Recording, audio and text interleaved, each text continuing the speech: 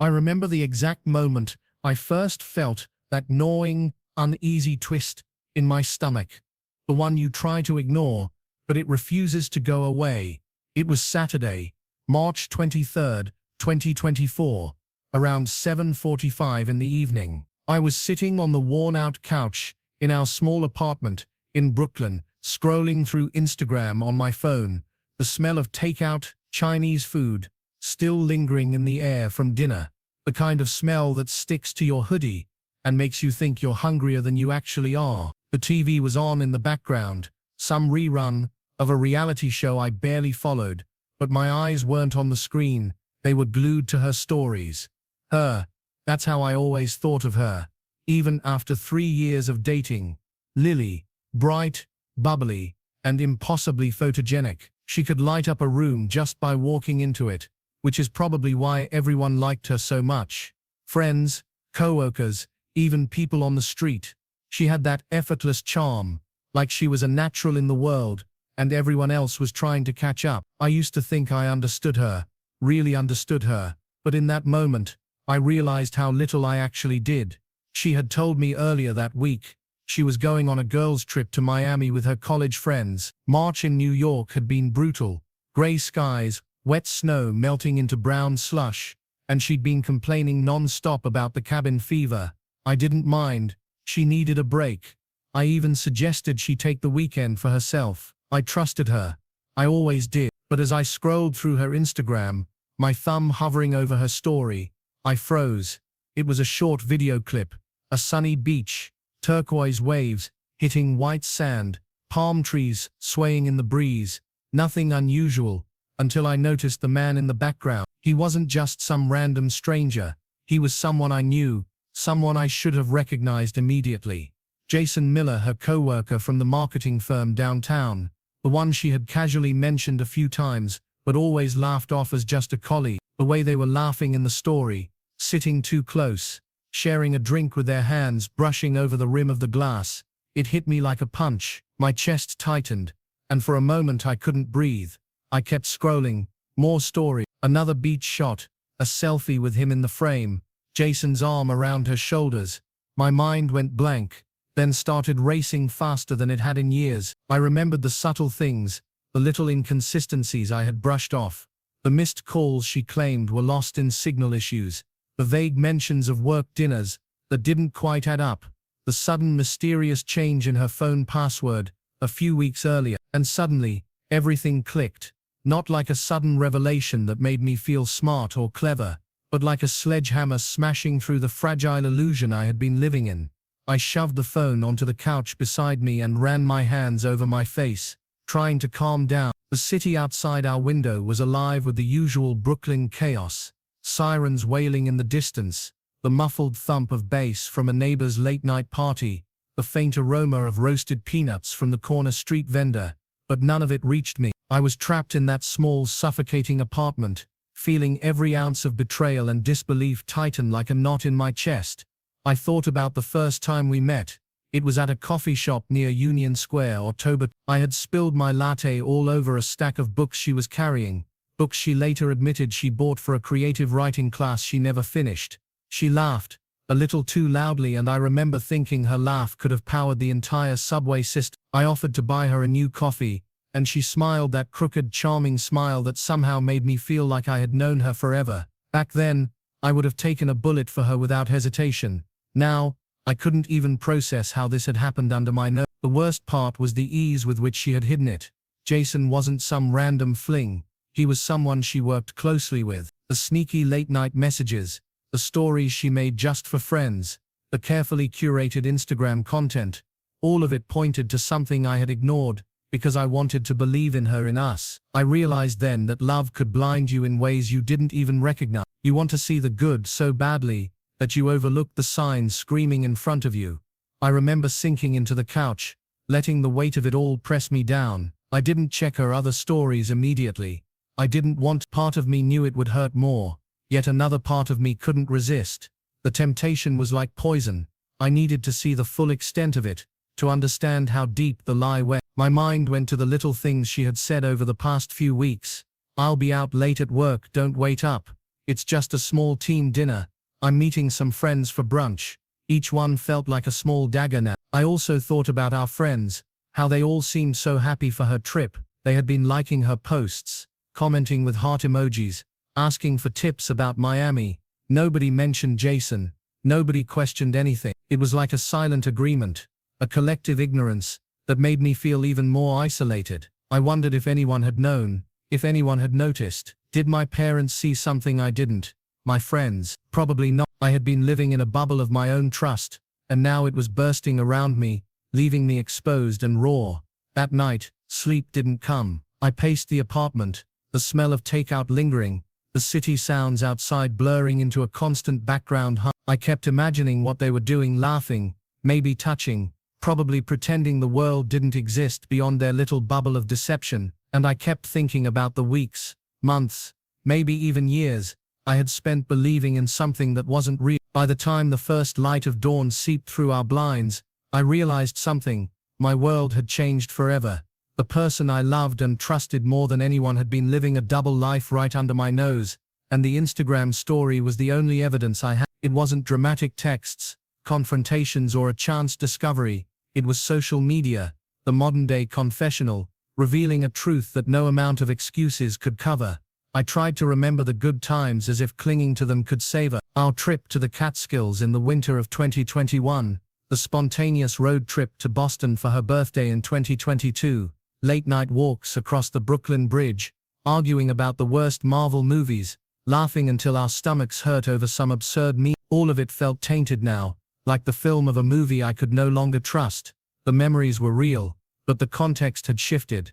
The foundation was gone, and yet a small, stubborn part of me clung to hope. Maybe I was wrong. Maybe it was just a misunderstanding, some innocent work lunch that looked too intimate in the filtered glow of a story. But deep down, I knew better. The gut feeling, the twisted knot that had started the night before and now refused to loosen, told me that this was the beginning of a reckoning I wasn't prepared for.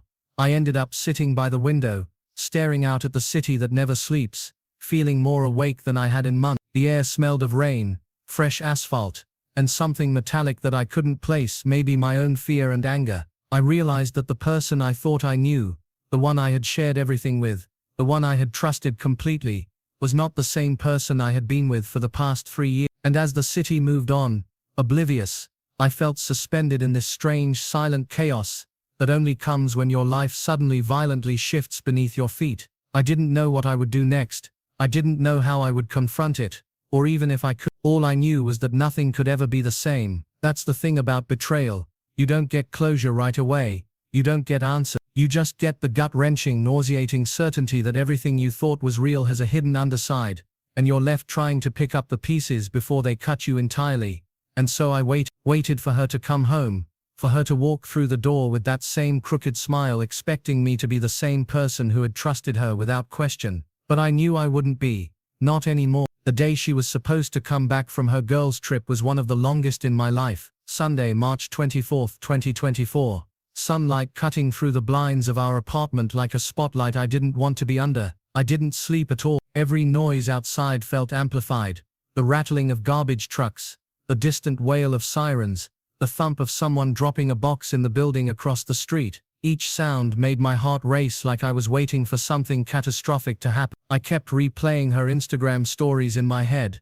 That laugh, that brush of fingers against Jason's hand, the way she leaned toward him as if our whole relationship, the 3 years we had built, didn't exist. I tried to rationalize it at first. Maybe it was innocent. Maybe she didn't know he was taking pictures, or that her story had accidentally captured the moment. But the more I thought about it, the more I realized how impossible that sounded. She had been careful, meticulous even, with her social media. Every post, every story, every caption was curated. She wouldn't leave that to chance. By mid-morning I was pacing the apartment, phone in hand, scrolling compulsively for any update. I knew it was pathetic, this obsessive waiting, but I couldn't help it. My chest felt tight, like it was wrapped in steel bands. The thought of confronting her, asking her face to face, terrified me. Part of me wanted to wait, to see if she would admit it herself. Another part of me wanted to rip the truth out of her immediately, no matter how ugly it got.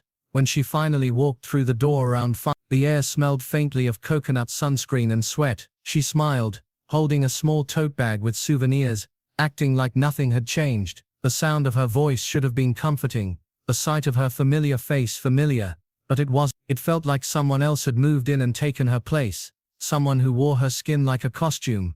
She started recounting the trip, the bars in South Beach, the brunch spots in Winewood, the little boutique where she bought a scarf for me. I nodded, pretending to listen, but my mind was elsewhere. Every word she spoke, every laugh she emitted, felt like a thread being pulled through the fabric of my trust, unraveling it further. I could feel my jaw tighten, my hands shaking, my heart pounding like a warning drum. It wasn't until later that night, when the apartment was quiet and she had gone to take a shower, that I found Jason's name in her recently called contacts. A series of late-night calls, almost every night during her girls' trip, and a string of deleted messages that my phone had saved as recently deleted. I tapped on them, hands trembling, heart hammering against my rib. The texts were casual, intimate in a way that made my stomach turn. Inside jokes, plans to meet at a hotel near the beach, whispers of moments I hadn't been part of. The betrayal hit me in waves, each one more suffocating than the last. I felt like I was watching myself from the outside, like the person I had been, a trusting, loving boyfriend, was slowly dissolving into a mix of rage, grief, and disbelief. I paced the apartment again, running my fingers through my hair, muttering words I didn't mean. How could she? Why him? My thoughts were a spiral, uncontrollable, each one sharper than the last. I thought about the nights we had spent together, the weekends we had planned, the promises made in a haze of love and laughter. All of it felt tainted, rewritten by her actions when I wasn't looking. By midnight I couldn't take it anymore. I had to confront her, had to get her to admit the truth. When she emerged from the shower, wrapped in a towel, her hair damp and curly, I tried to speak calmly, but my voice betrayed me, breaking in places I hadn't expected. I asked her about the trip, about Jason, about the stories I had seen. Her reaction was what I didn't anticipate, defensive, a flurry of words trying to downplay, redirect, make me feel crazy for even thinking it. She said it was innocent, that I was overreacting, that social media didn't mean anything. She tried to convince me that the hand brushing, the laughing, the closeness, it was all casual. My stomach knotted tighter with every excuse. I wanted to believe her, or maybe I wanted to scream at her, to make her feel a fraction of the devastation I was feeling, but I couldn't. My voice caught in my throat, my chest felt like it was splitting apart. For hours I sat in silence, staring at the darkened walls of our apartment. I remembered the early days, how we used to stay up all night, talking about dreams, about moving somewhere new, about our careers. The warmth I had felt, the sense of partnership, it was gone, replaced by suspicion, heartbreak, and a quiet creeping fear of what else I didn't know. Sleep came briefly, fitfully, and I woke the next morning with that same heavy weight pressing down on my chest. My mind kept going over every detail, every interaction from the trip, every little lie that suddenly seemed obvious in hindsight. I remembered the texts about team events she said she couldn't tell me about, the vague mentions of hotel stays, the suspicious timing of her calls. Every memory became a needle, pricking at the remnants of my trust. In the following days, it only got worse. Friends started noticing a change in me, asking if everything was okay. I couldn't tell them, not fully. How could I? How do you explain that the person you loved with your whole heart has been living a secret life, right in front of you, while you were blind to? I started withdrawing, skipping work occasionally, making excuses for her behavior that I knew were lies. I felt trapped between love and anger, between disbelief and the cold, aching certainty that my life had just shifted into something I wasn't ready to confront. And yet in that turmoil, a tiny ember of clarity started to form. If she could lie so easily, if she could weave an entire false narrative while maintaining the illusion of normalcy, then I had to face reality. I had to see it, understand it, and decide what I would do next. The breaking point had come not as a sudden, violent explosion, but as a creeping realization that everything I had built in my mind about us, about her, about myself was a lie, and nothing would ever feel the same again. The fallout didn't hit me all at once. It was slow, creeping, like cold water seeping into a boat you thought was watertight. Monday morning came, and I was still reeling from the weekend, my body moving on autopilot, while my mind churned endlessly. I barely slept, I barely ate. Every message notification made my heart skip a beat. Every sound outside the apartment made me flinch. Work became a blur. I used to be proud of my job at the marketing agency, the place I had worked at for nearly 6 years, climbing slowly but steadily, always the dependable one. But now I couldn't focus on client campaigns, presentations, or even sending a simple email, without my mind wandering back to Lily, to Jason, to the images I had seen. Every project deadline became a countdown I barely noticed, a series of meaningless tasks, while my personal life unraveled. My colleagues noticed. Some asked if I was okay, some avoided eye contact, probably sensing the storm I was silently carrying. I didn't have the energy to explain, and honestly, I didn't even fully understand it myself. Friends reached out to a group text from my college buddies, asked if I wanted to grab drinks that Friday. I stared at the message for 10 minutes before typing, deleting, typing again. I wasn't sure if I wanted to talk, scream, or just sit alone and let the sadness wash over me. Eventually I texted back that I couldn't make it. That evening, I sat on the same couch, where it all began, feeling smaller than I had in years, the apartment silent except for the hum of the refrigerator.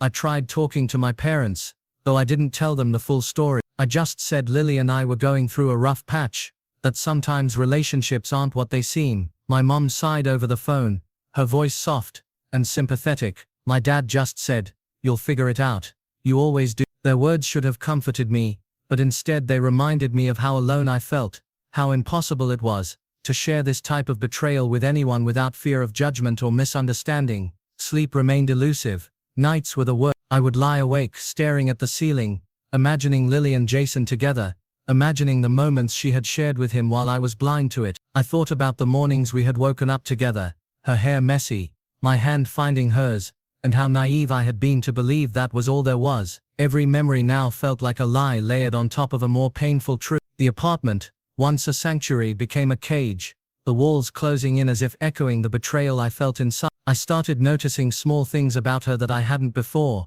the way she left little traces around the apartment, a towel here, a hair tie there, things that suddenly seemed suspicious. Even the sounds she made when she walked in the room or laughed at a phone notification triggered a gut reaction I couldn't control. I was constantly on edge, and I hated myself for it. I hated the obsessive thoughts that pulled me under, the inability to trust not just her, but the world around me. Our friends noticed the tension too. Some tried to intervene, others stepped back, unsure how to approach the situation. A few of her close friends messaged me privately, asking if I had seen the truth yet, if I realized what was going on. I didn't respond. I didn't know what I wanted. Part of me wanted revenge. Part of me wanted to scream. Part of me wanted to curl into a ball and disappear, to pretend none of this had ever happened. Family gatherings became unbearable. My parents invited us to dinner for my brother's birthday on March 30th. I sat across from Lily, barely touching my food, feeling like a stranger in my own life. She chattered, smiling, her eyes bright, but I only saw deception, the laughter, the jokes, the subtle references to work or friends. It all felt like a mockery. I couldn't breathe. I couldn't focus. I couldn't enjoy anything. I realized then how deeply betrayal changes you, not just the relationship itself, but how you perceive the world, how you perceive yourself. I also started noticing the physical toll. My chest felt tight most of the day, headaches became constant companions, and even a simple walk to the corner store felt exhausting. My mental health deteriorated, anxiety wrapped around me like a heavy blanket, depression lurking in every shadow of my mind. I questioned my own judgment, my ability to trust, my sense of reality. It wasn't just heartbreak, it was existential, a shaking of the ground beneath me. Work suffered even more. I missed an important client presentation on April 2nd, because I couldn't bring myself to focus. My boss, usually understanding, looked at me with a mix of concern and frustration. "Everything okay at home?" he asked cautiously. I nodded, lied, said yes, even though every fiber of my being screamed otherwise. That lie felt small, but inside it felt like betrayal all over again,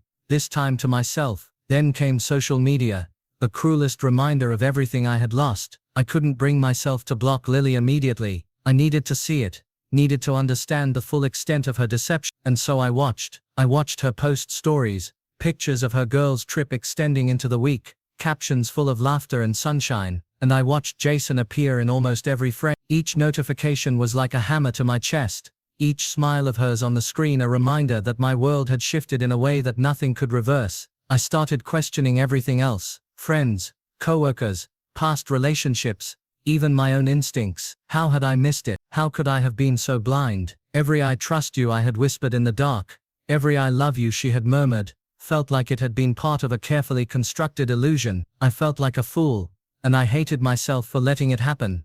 Then the guilt arrived. Guilt for feeling weak, for letting someone else's deception dictate my emotions so completely. Guilt for not confronting her sooner. Guilt for allowing myself to become consumed by anger and sadness instead of taking control. It was a suffocating, relentless wave, and I couldn't swim against it. By the middle of April, I realized that nothing would go back to normal, even if she had admitted the truth, even if we had tried to work through it. The damage was done. The trust, once shattered, couldn't be repaired. I felt suspended in a liminal space, neither fully broken, nor fully able to move forward. And in that space, I made a silent vow to myself. I had to reclaim control, even if it meant walking through fire to do it. But before I could act, before I could plan or heal, I had to live through the aftermath, endure the raw, unfiltered pain of being betrayed by someone I loved more than anything. I had to face the nights of sleeplessness, the days of exhaustion, the constant mental replaying of every detail. I had to live through the fallout, and survive it, because what comes after betrayal isn't just heartbreak, it's the slow, painful reawakening to reality, the grinding process of understanding what truly happened, who you are, and what you are willing to do next. By mid-April, I knew I couldn't stay trapped in that fog of grief and paranoia any longer. The nights had gotten slightly less suffocating, the headaches a little less relentless, but the weight of betrayal still pressed down on me like a concrete slab. I realized that if I didn't act, if I didn't take control of the situation, even just for my own peace of mind, I'd be consumed by it. And that thought terrified me more than anything Lily had done. It started small. I began documenting everything, screenshots of her stories, dates and times, messages that hadn't been deleted yet. Every scrap of evidence became a kind of armor I wrapped around myself, a way to regain a sense of clarity in a life that had been completely destabilized. I wasn't sure what I was going to do with it yet, but just the act of organizing the truth gave me a strange sense of control. Then I started paying attention, really paying attention to her behavior. Subtle patterns emerged. The times she claimed to be with friends or at work coincided with periods when Jason appeared online. She had tried to make the girls' trip plausible, sharing group photos, tagging locations, posting stories that appeared innocent. But with enough scrutiny, the inconsistencies became glaring. She had spent weeks constructing a story, a parallel life that existed in plain sight. I didn't confront her immediately. Part of me wanted to, but I realized that confrontation without strategy would be wasted. She was skilled at deflection, at spinning narratives to make herself look innocent. I needed more than intuition. I needed proof that even she couldn't deny. That's when I began tracking details. Small hotel check-ins she hadn't mentioned, timing of her flights, social media geotags that didn't match the girls' trip narrative. Piece by piece, I started reconstructing a picture of what had actually happened. One Saturday, I rented a small private workspace downtown, a little cubicle of solitude where I could spread out my laptop, notebooks, and phone. It felt almost like detective work, and in some ways that's exactly what it was. I pored over her digital footprint, her online behavior, public posts, and private messages I had saved. Hours passed in silence, the air around me filled with the hum of computers, the occasional clatter of the subway below, and the low murmur of other people typing in their own little world. And in that silence, I started feeling a strange mix of anger and empowerment. The anger was natural, it burned sharp and unrelenting, a reminder of every lie, every hidden moment, every second she had spent deceiving me. But the empowerment was different. It was a reminder that I wasn't powerless, that I could act with intention rather than being swept along by her actions. I began to outline what I wanted: clarity, accountability, and if necessary, closure. I wanted her to understand that deception has consequences, not revenge in some cinematic sense, but a reclamation of my own dignity. By the end of that week I had a plan, a careful, methodical approach. I didn't confront her impulsively. Instead, I let her see that I was no longer the naive, trusting person she had manipulated. I started reclaiming my routines. I returned to the gym even early in the morning, letting the physical exertion release the tension that had been trapped in my muscles. I spent evenings with friends I had neglected, reconnecting with people who reminded me that the world didn't revolve around her or her lies. Then I faced the digital truth again. I created a folder on my laptop, a timeline of events from March 18th, the day she supposedly told me about the trip, through her return on March 20th. I realized something important. The evidence wasn't just a tool against her, it was proof for myself that I hadn't imagined any of this. That clarity alone was liberating. I still had to confront her though. The moment came unexpectedly. She had just returned from a dinner out with friends on April 12th, her heels clicking against the apartment floor. I sat on the couch, laptop open, documents spread across the coffee table, a deliberate display of preparation. When she walked in, I could see the confusion in her eye. "What's all this?" she asked, her voice a little too casual, betraying a hint of guilt. I didn't answer immediately. I let her look at the evidence herself: screenshots, timelines, hotel check-ins, her own social media posts, all laid bare. I watched her expression change, first to shock, then to panic, then finally to a kind of resigned defeat. For the first time, I realized she couldn't spin her way out of this. The stories she had built, the carefully curated illusions, were collapsing under the weight of truth. That night we didn't argue much. Words felt inadequate, as if shouting wouldn't fix anything. Instead, I focused on asserting my boundaries, making it clear that deception like this wasn't acceptable, that our relationship couldn't survive online. She tried to explain, to rationalize, to apologize, but I had reached a point where I needed to reclaim myself more than I needed her excuses. I had spent too long giving her power over my emotions, over my life. That ended there. The weeks that followed were transformative in ways I hadn't anticipated. I began to rebuild my routines, focusing on things that had nothing to do with her. I explored parts of the city I had neglected, from the quiet corners of Prospect Park to hidden coffee shops in Williamsburg, reconnecting with myself in spaces that felt mine alone. I rediscovered hobbies I had abandoned, like photography and writing, pouring my thoughts into journals, sometimes typing them up late into the night. Every small action, every conscious choice to reclaim normalcy, felt like a victory. But it wasn't just about self-healing. Part of me wanted accountability, not in a vindictive way but as a moral anchor. I reached out to mutual friends, subtly sharing the evidence, not to shame her publicly, but to make sure the truth was understood by those who mattered. I wanted a circle of honesty around me, people who could see the reality and support me as I navigated the aftermath. By the end of April, I felt something shift inside me. The rage that had burned so hotly had cooled into something steadier, a resolve that didn't rely on anger, but on clarity. I realized that the real power wasn't in exposing her or punishing her.